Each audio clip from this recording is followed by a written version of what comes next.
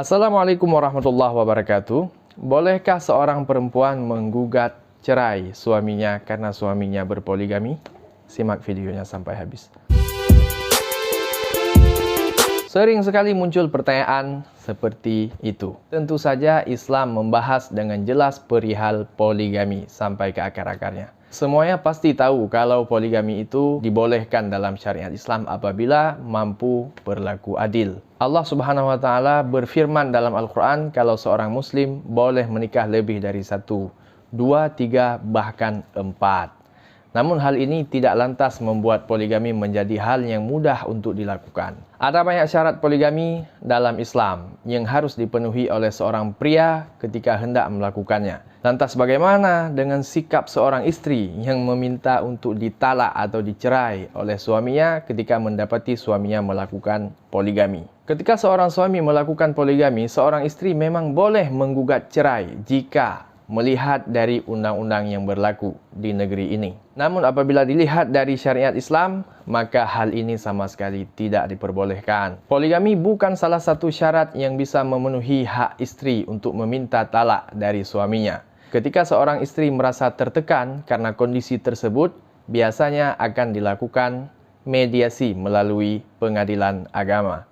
Hakim akan memberikan keputusan terbaik untuk menentukan kelanjutan dari rumah tangga pasangan tersebut. Gugatan cerai sendiri diajukan secara umum melalui pengadilan agama di wilayah masing-masing. Di dalam Islam ada beberapa ketentuan yang harus dipenuhi oleh seorang istri ketika mereka melayangkan gugatan cerai kepada suaminya. Apa saja itu? Yang pertama, suami membenci istri namun enggan memberikan talak.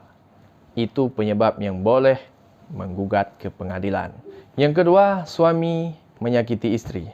Kondisi yang memperbolehkan seorang istri untuk menuntut cerai kepada suaminya adalah ketika seorang suami suka memukul atau menghina kehormatannya dalam kondisi seperti ini. Yang ketiga, suami melakukan dosa besar dan tidak mau bertobat. Misalnya, jangan jauh-jauh. Misalnya, suami enggan melakukan salat atau suami sering minum khamar, berjudi atau berzina, maka istri boleh meminta talak atau cerai. Yang keempat, hak istri tidak dipenuhi, maka hal ini juga diperbolehkan secara syariat, bukan karena poligaminya, tapi karena tidak adanya nafkah yang diberikan kepada istri. Yang kelima, suami tidak bisa menggauli istrinya dengan baik. Ketika suami tidak bisa melakukan hubungan biologis sebagaimana umumnya, hal ini juga bisa dipicu oleh banyak hal. Misalnya, cacat, berpenyakit impoten, atau karena lebih cenderung kepada istri yang lain. Yang keenam, istri tidak mampu memenuhi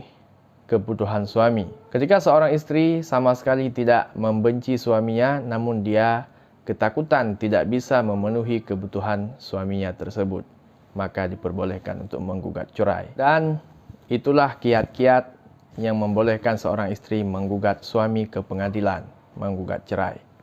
Ya, jangan salah kaprah. Jadi kesimpulannya, semata-mata karena poligami, tidak boleh bagi istri menggugat cerai suami. Semoga bermanfaat video ini. Jangan lupa subscribe, komen, like, and share. Wassalamualaikum warahmatullahi wabarakatuh.